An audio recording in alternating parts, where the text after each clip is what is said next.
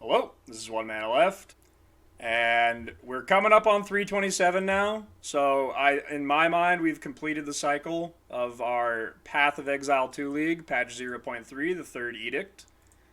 So it's time to do the review of the league. Now, I wasn't going to do this originally because, frankly, a lot of the opinions I've had have been like very similar to a lot of other streamers. I've watched a lot of the like reviews. I've seen pretty much everything that Crip, Fubgun, Rax, DM. I think there's a pretty unified opinion on a lot of the things that are missing right now. So initially, I wasn't even gonna do like a review video on this, just because I don't think much of what I'm saying is different. But I think I'm gonna do this anyways for two reasons. One is that, well, I think the whatever 25% I have to say that is different is still important and needs to be said. And two, it would be unfair the fact that my last two reviews have been overwhelmingly negative with how, 0.1 and 0.2 have been. So it'd be unfair to not do this video because, well, point 3 was pretty good. So yeah, spoilers, I'm going to give this patch a pretty good grade. I'm going to give it like a 7.5 out of 10. And I would say I would give point 2 like a 0. I would say I would have given point 1 like a 4. But I'm going to break it down and go over what I liked, what I think was a success, and what needs to change in point 4 in order to, attract my style of player. I'm going to try to like speak from that vantage point for this. Because, like I said, there's been a lot of, patch reviews on this. So I am going to speak mainly from the point of view of someone who's like a PoE1 veteran that like really, really wants endgame content. And right now, this game doesn't really have that. But I'm going to start with the positives. So first, I'm going to start with the minor wins. Then I'm going to go on to the major wins. Then I'm going to go on to the major flaws, and then finish with the minor flaws. So, minor wins are things that were good, but, obviously weren't like, this thing alone changed the game. And then the major wins are going to be things that this one thing alone is, in my mind, like an entire league of progress. Because I think this league, they made significantly more than one league of progress for what I was predicting after point 2. So to start off, Abyss. The league mechanic is Abyss. This will cycle out after this league, but it will most likely be added to the core game. So it will not be as prevalent, but it will be, one of the bonus things that pops up in maps. It was a pretty fun mechanic. It's a pretty simple mechanic. Monsters pop out, you kill them. It was mostly fun. I'm going to separate out the actual crafting you get from Abyss into a different thing. I'm purely talking about the actual in-map fighting and mechanics. The map mods you can add from the Abyss, extra vertebrae thing, I think those were very good too.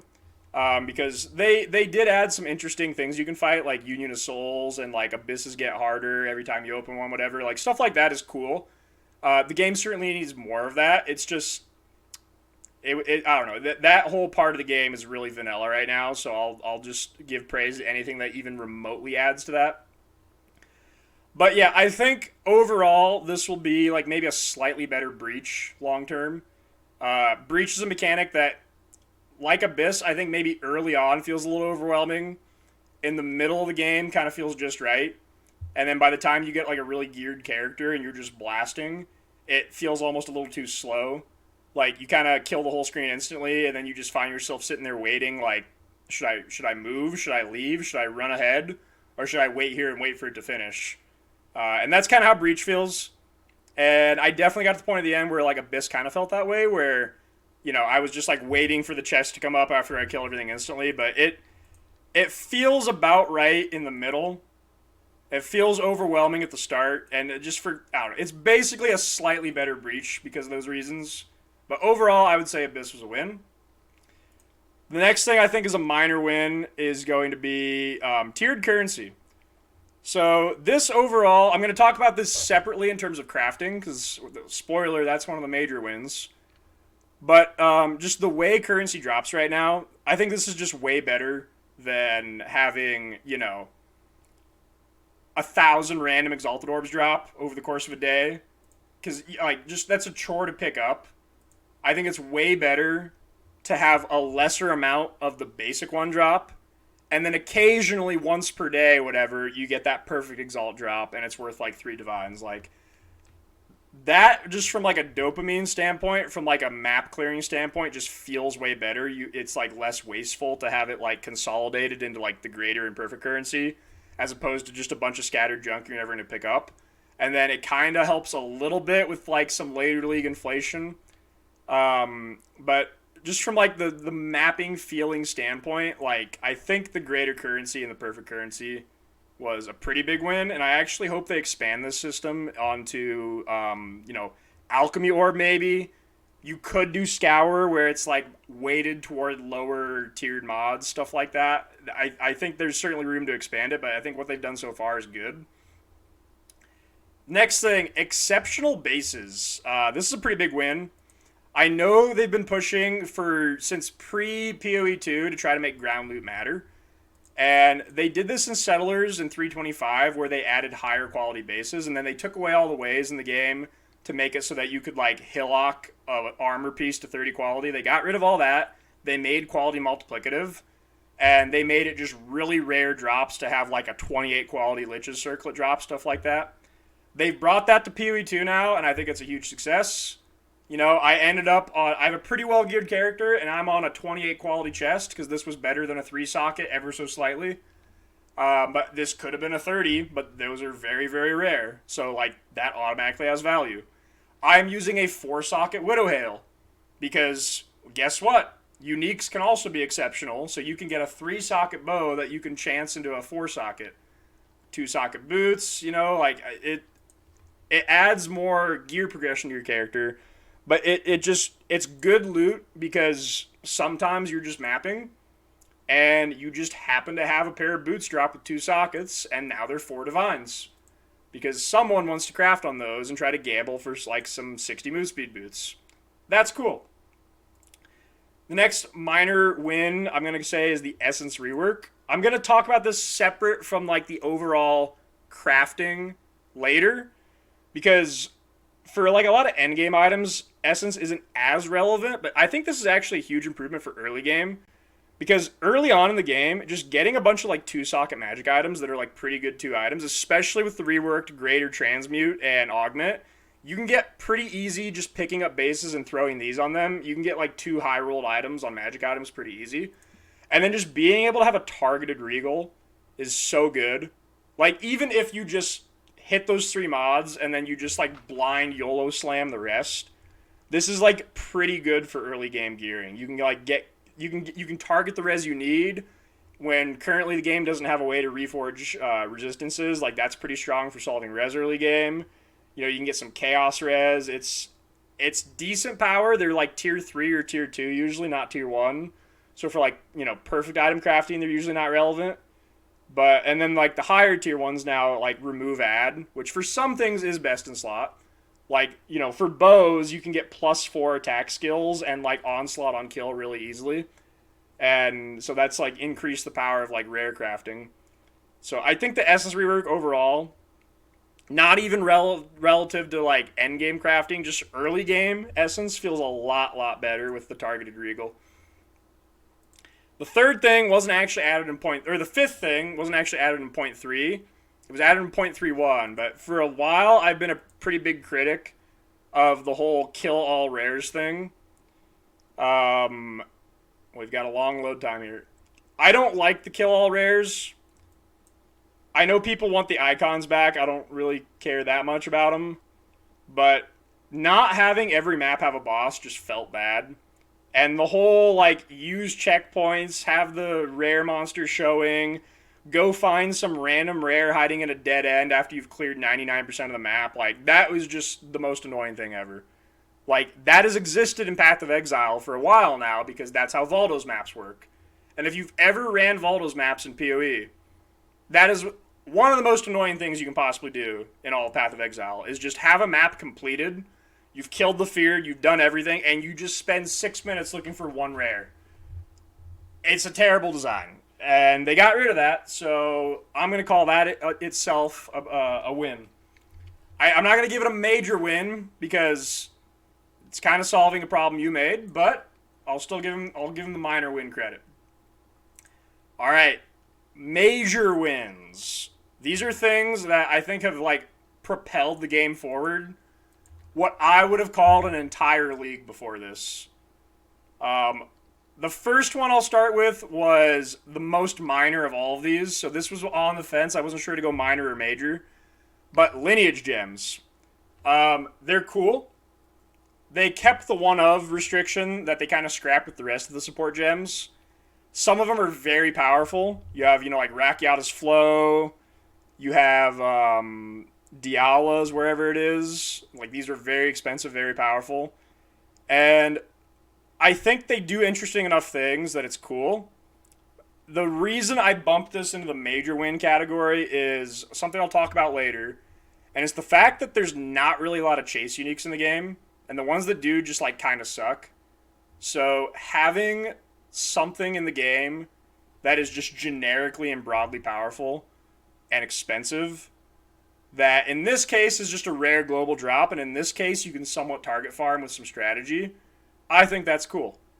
So the game desperately needs more interesting chase items, and having a couple powerful lineage support gems, I hope they add more even. Some of them are build enabling completely, like the Blood Mage one. It's just cool. It's a cool system, and it gives chase items, and the game desperately needs chase items, because most of them are really trash, and most builds just use full rare items for the most part. But the next one, alright. They're not in order, as you can tell here on my list. This is the single greatest change of this entire league. If you played point 1 and point 2, trade in this game was actually worse than Path of Exile. Even though it was the same, there was no instant trade. Because, frankly, the players in this game just suck more. Like, you have a bunch of players that don't know what things are worth. So whenever someone whispers them for an item, they just get scared that they underpriced it and ignore them.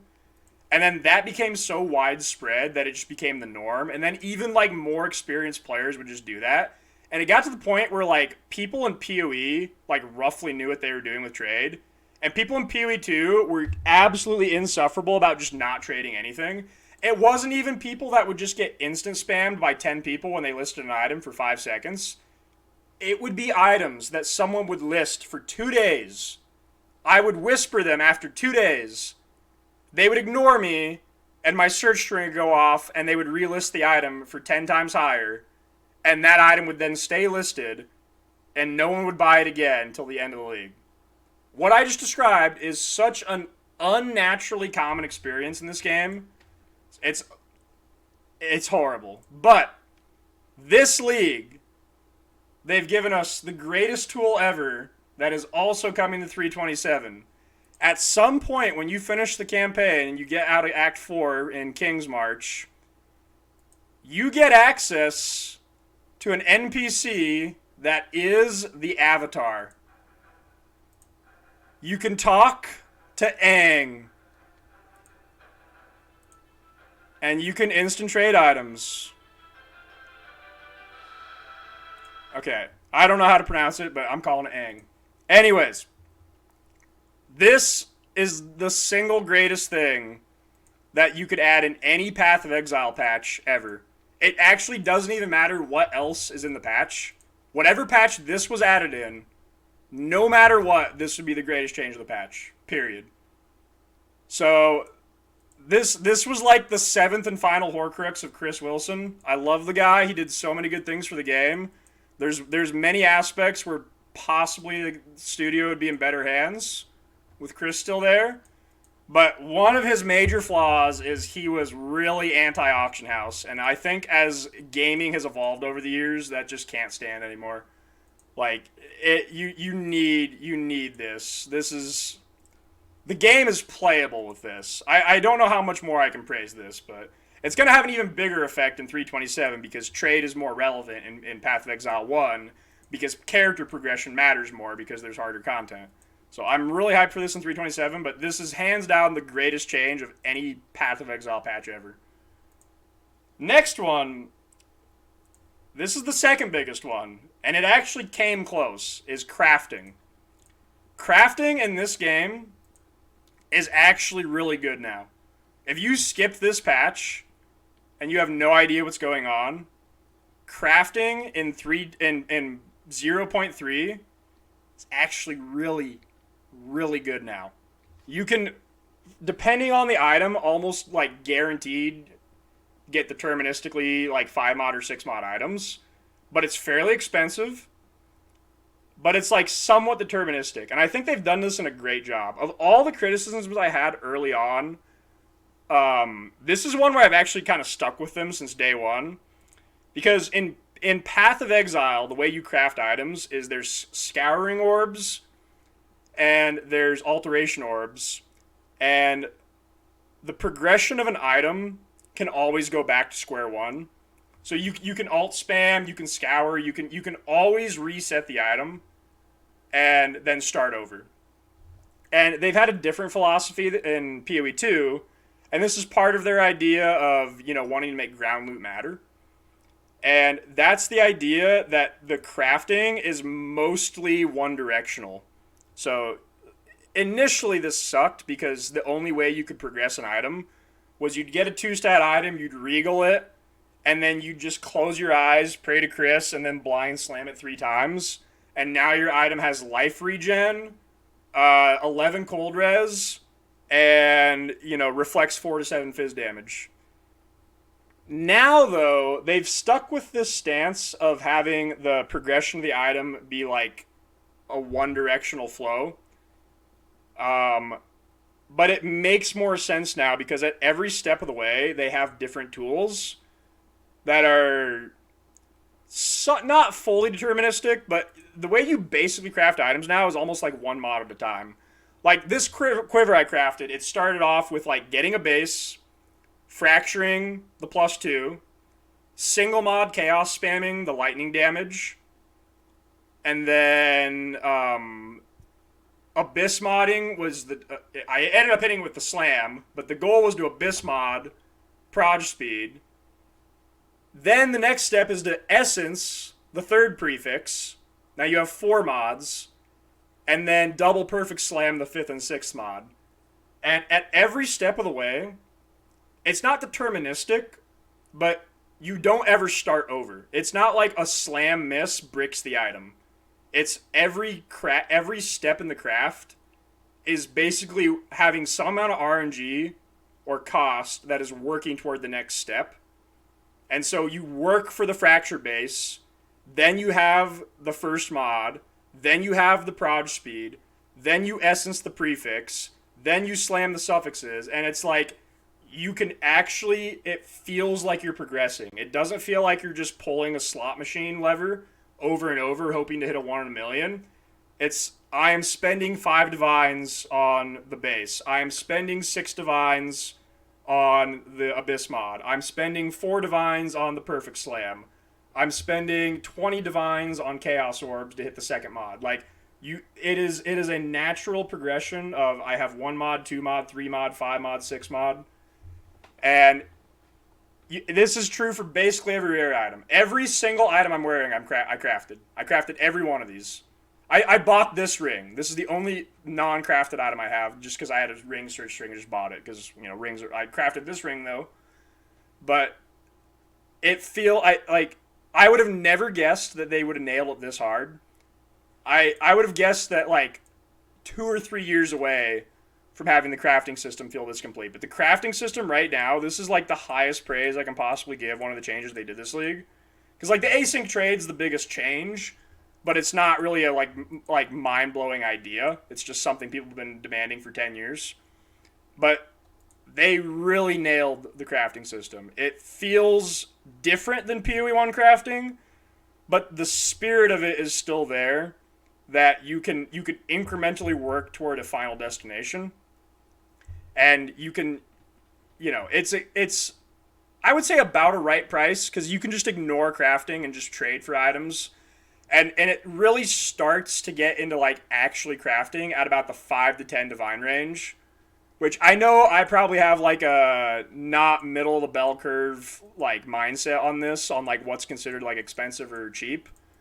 But like most of the like crafted items are in that like 20 to 30 divine range, which I think for a lot of like veteran PoE players is like that feels about right. It's like, hey, I farmed for 3 or 4 hours and I was able to make these gloves.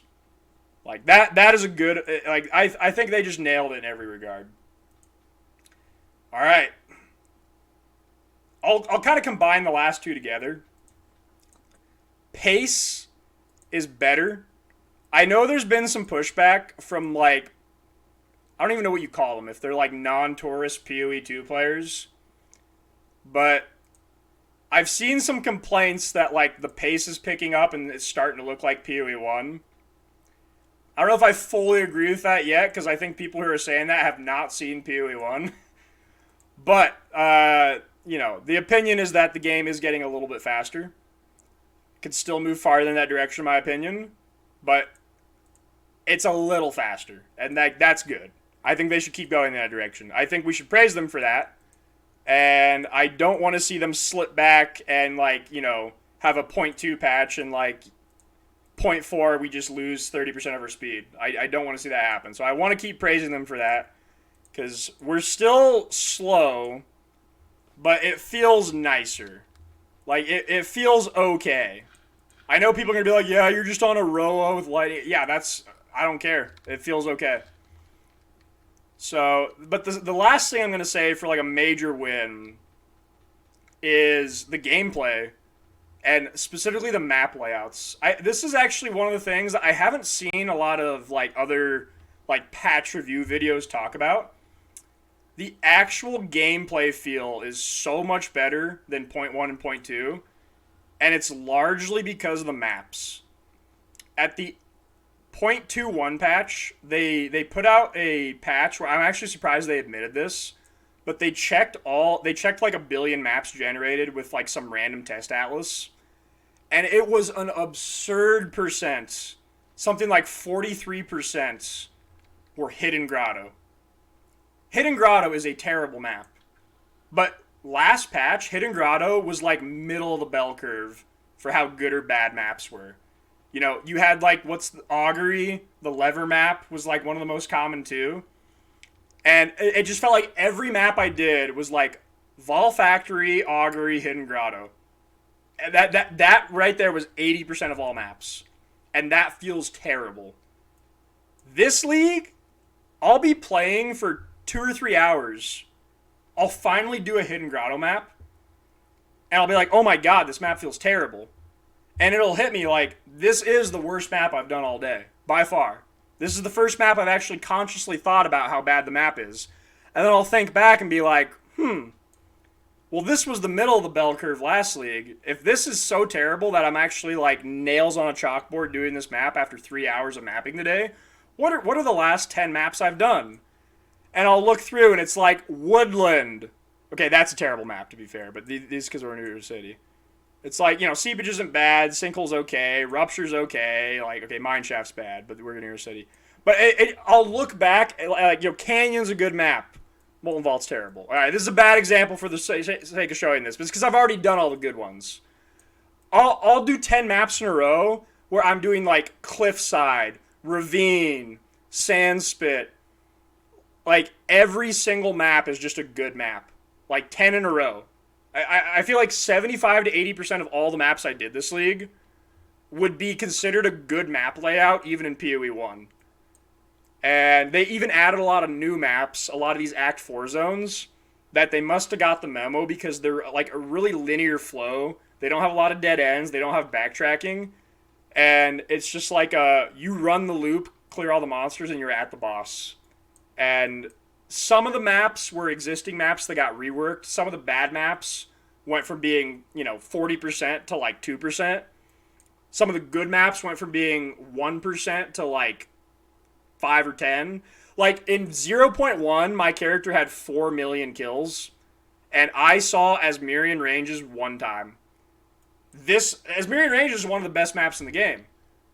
This character, like, every 10 or 20 maps was in his Mirian ranges. So it's like they already had some good map layouts, and they were just stupidly rare. And I guess they were trying to, like, reward us with finding them with a good layout. This league, we just get maps like Creek and Headland every map that are just, like, solid, good maps, and it just feels good. And for like, playing an ARPG, this is one, like I said, I haven't seen a lot of people, like, praise this, but the difference between me playing the exact same game, where I'm playing Hidden Grotto and Augury every map for the entire day, versus I'm playing, like, Riverside, Ravine, Creek, Woodland. That is the difference between, like, a 5 out of 10 and, like, a 9 out of 10 experience. Like, just actually playing good maps and layouts. So they nailed that change, for sure. Alright. We've had the positive, alright? I know this is out of character for me. This is the rare Connor praises PoE2 bit. Well, that's over now. Because now we're on to the flaws. Buckle up. The game has 2 major flaws, and they are related. First is there is 0 hard content in Path of Exile 2. None. There was none last league or the league before either, but they've actually lowered the difficulty even. When I say hard content, I don't mean like the campaign is tuned correctly. I mean like there is endgame content that is difficult. It just doesn't exist. It feels like this game still was just a campaign, and they just like threw together the mapping system at the last second to put it in there. The end game right now is the equivalent to Path of Exile Alkengo Tier 16 mapping, which is the absolute bottom of the totem pole for what's considered like end game content. Like in PoE on a league start, by like day 2 or 3, I will be farming Destructive Play Delirium Guardian maps. And that is considered like one of the bottom of the totem pole farm strats, is doing Destructive Play. I do a map, it's got a Mirror of Delirium, it's a Minotaur map, I go to the end of the map, I fight a Minotaur that's got like 6 layers of Delirium, he summons 3 friends, and I fight the 4 bosses at the same time. That is the bottom of the totem pole for content in PoE. That right now would be the hardest thing in PoE 2. That would be the equivalent of me doing a Delirious Citadel map, going to Doriani, fighting a Delirious Doriani, and then he summons 3 other map bosses and fight me at the same time. That doesn't even exist in this game. And that is the bottom rung of the ladder in PoE. The game has 5, like, pinnacle bosses, and they used to have a difficulty 4 that had, like, 35 or 40 million HP. They got rid of difficulty 4 this league, and now the hardest bosses have, like, 20 million. Bosses basically die in like 0.1 seconds. Everything dies instantly. It's not even like, well, you're playing Lightning Rod. No, like any build can just like one-shot bosses. Like, I gotta just show you like an example of this, because it's so lopsided how non-existent like any aspirational content is. This is Uber Arbiter. His meteors do 122,000 fire damage. I'm playing an evasion character with 86 evasion, and these are not evadable.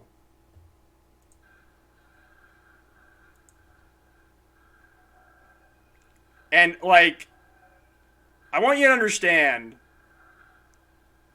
this ability dealing 122,000 fire damage hits probably 10 times harder than the next hardest hit in the game.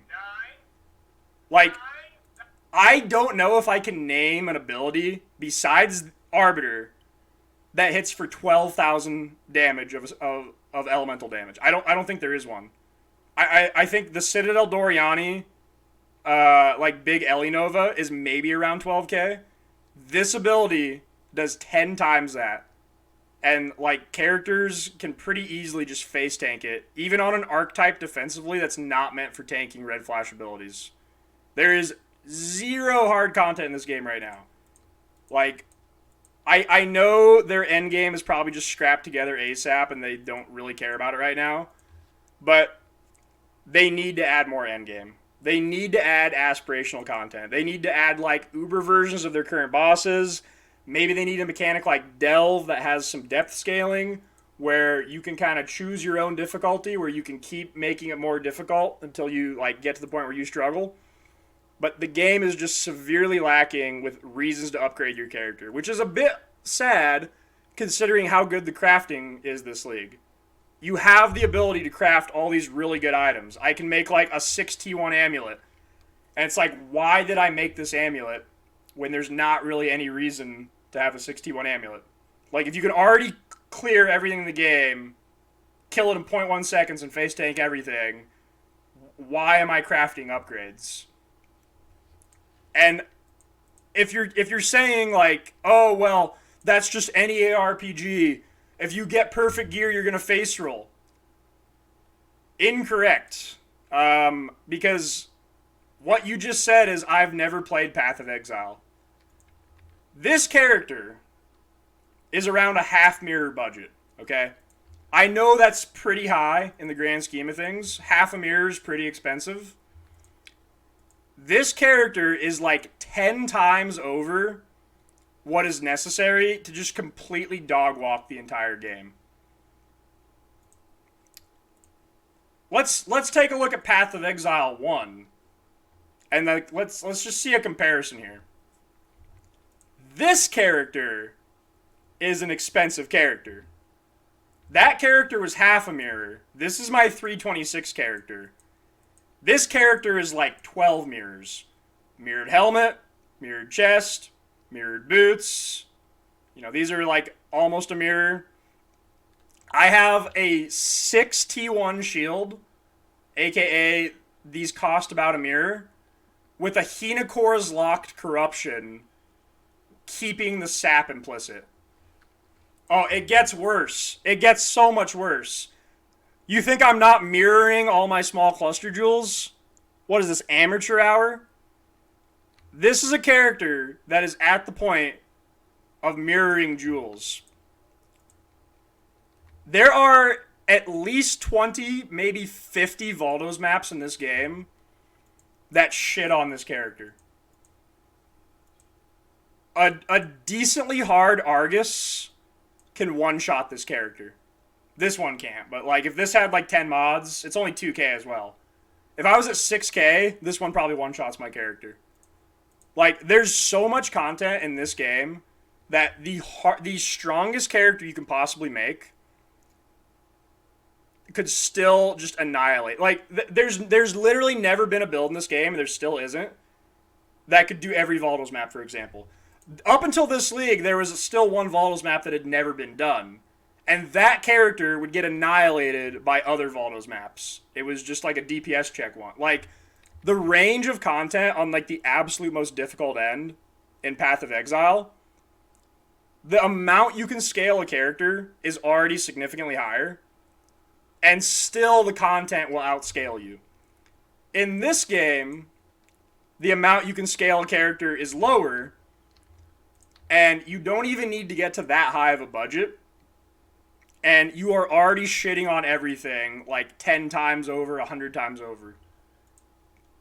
What I'm saying right now is not that they need to make the game more difficult. Because I know people are going to mishear that. They're going to be like, oh, this is like some like out of touch, like just PO. No. I'm not saying they need to make the campaign harder. I'm not saying they need to make tier 15 mapping harder. I'm saying they need to add aspirational content. Like, keep everything the same, that's fine, but there needs to be Ubers, there needs to be Delve, they need to scrap the tablet system and add scarabs and have some like really high-end scarabs like, you know, Gigantic Exiles, Titanic, Risk.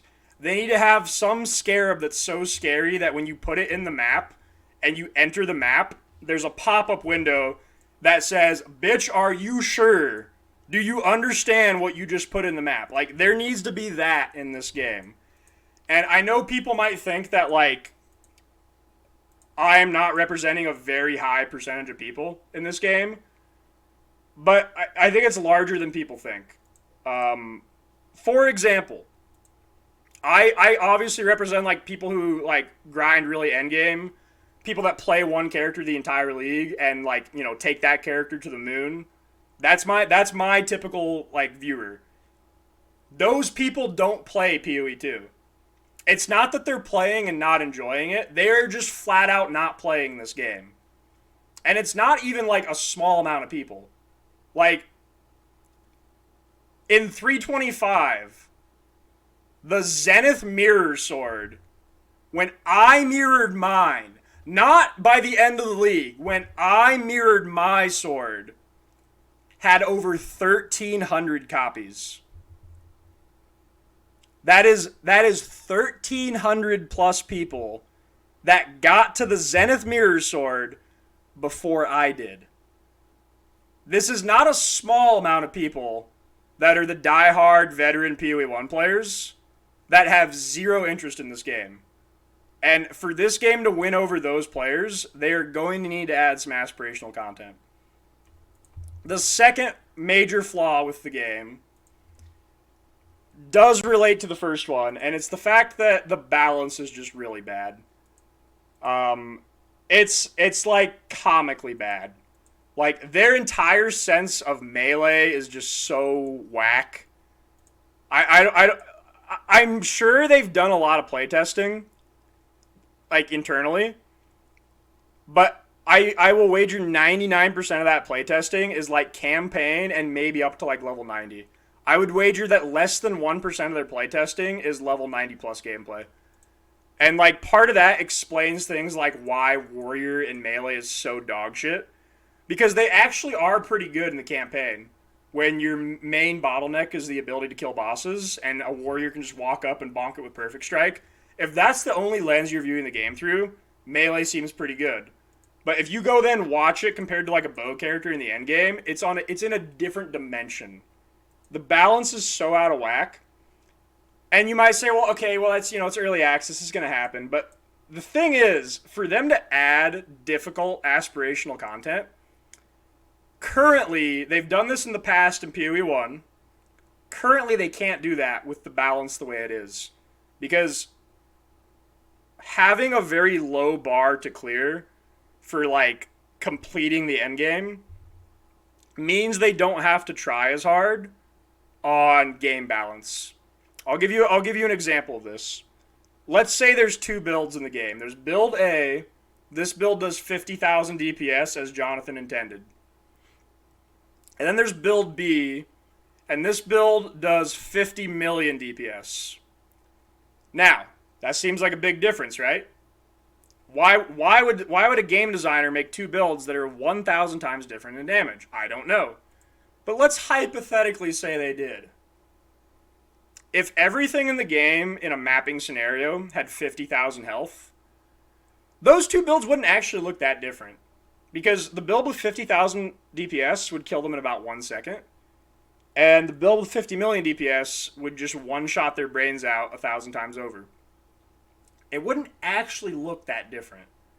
So if the entire game is killing monsters with 50,000 HP, then you can have a game where two different builds have 50,000 and 50 million DPS.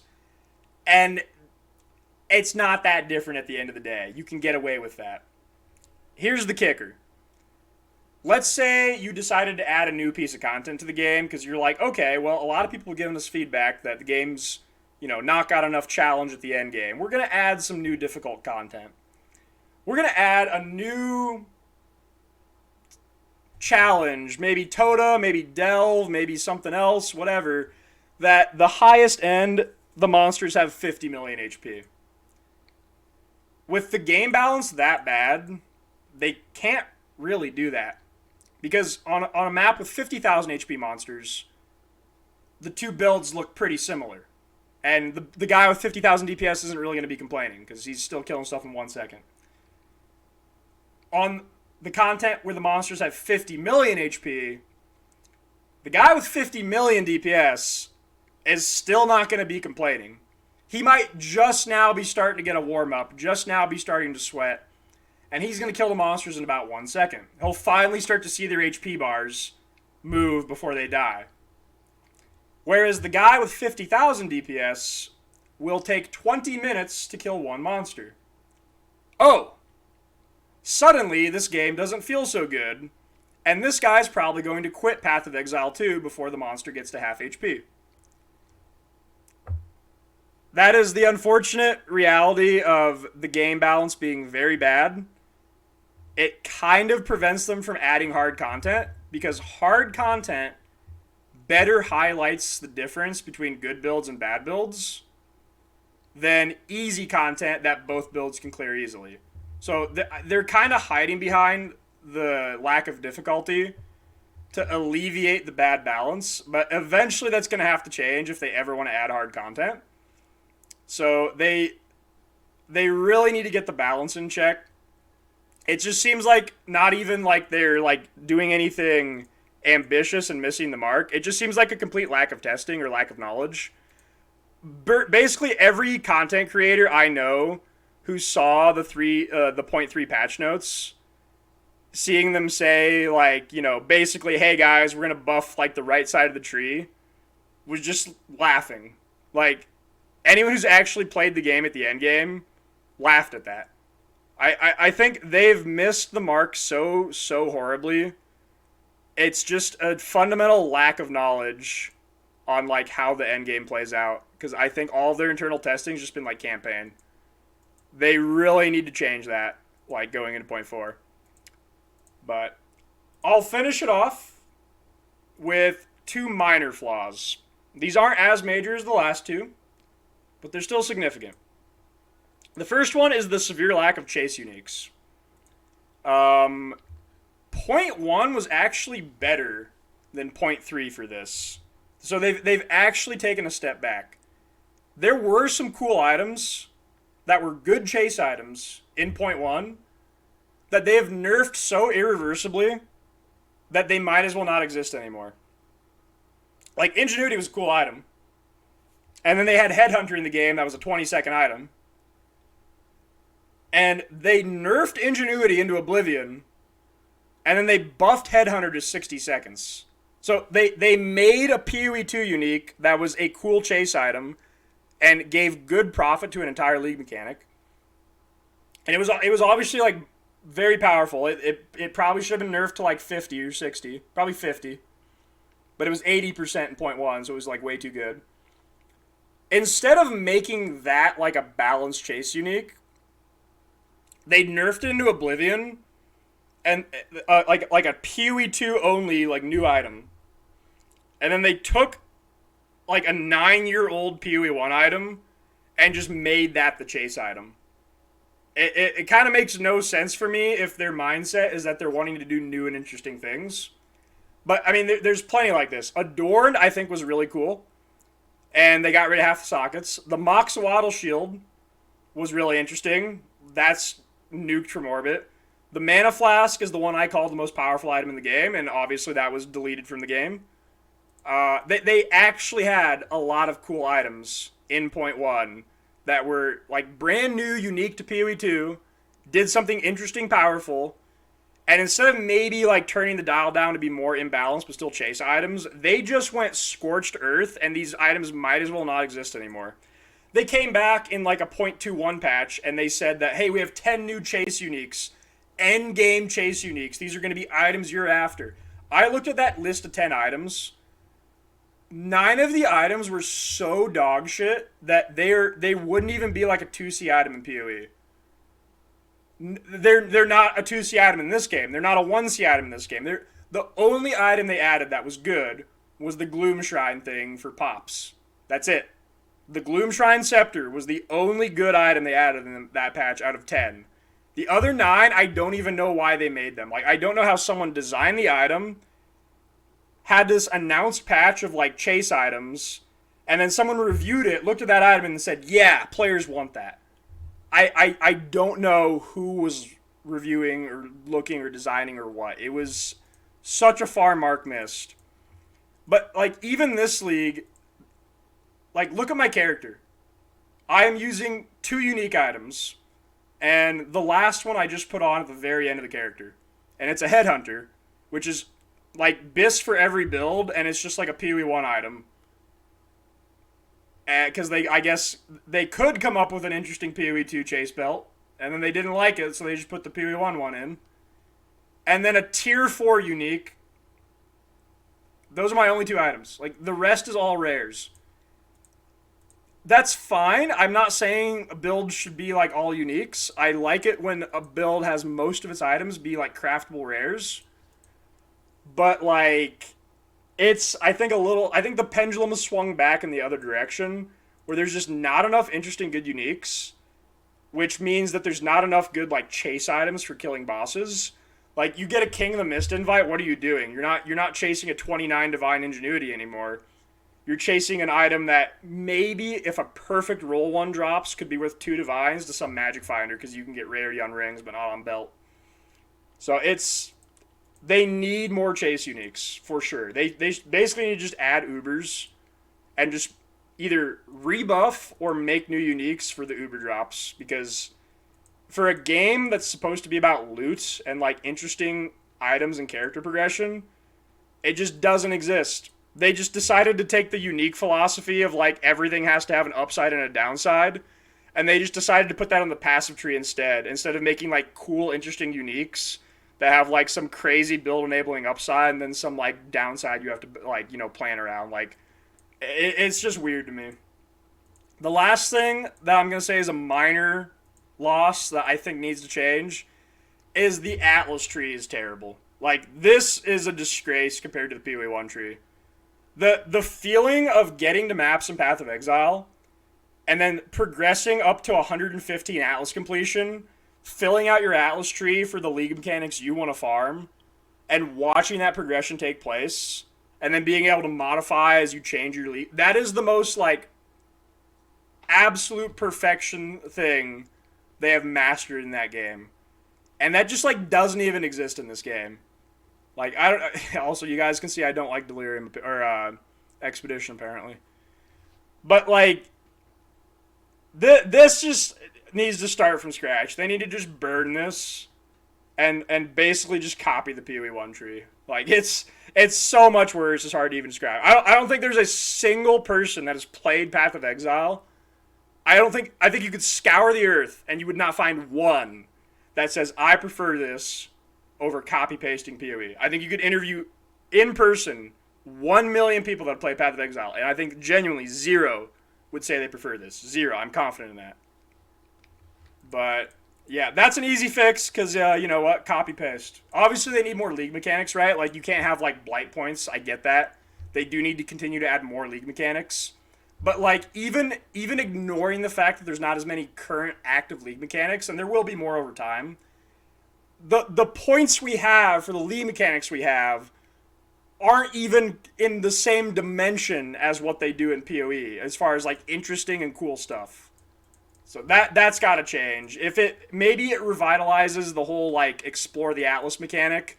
Like, maybe the first 40 points are the same way they are now, and then there's 60 more points that you have to go out and explore.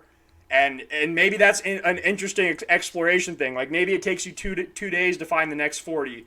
Maybe it takes you 3 more days to find the next 10. Maybe you're spending, like, 2 weeks finding all 100, and it's actually, like, an interesting thing that you have to, you know, move around the Atlas looking for. Like, maybe you have to complete every, like, whatever. It just is missing one of the most perfect things that PoE1 has nailed. But we ended on the negative. I think the patch more positive than negative for sure. That's why it gets a 7.5. I really hope we get endgame content in 0.4. But unlike a lot of people, I think, who are just like trying to frame like a tower rework as endgame, no, that is not what I mean. I mean they need to add endgame content. A tower rework is not endgame content. There currently is no endgame content. They need to add the endgame content first. I hope we get that in 0.4. But good patch overall, 7.5. I think if we even get a hint of some interesting endgame added next patch, this will be a definite must play for 0.4. Whereas I would not have said that one patch ago. So thanks for watching. I'll see you guys next time.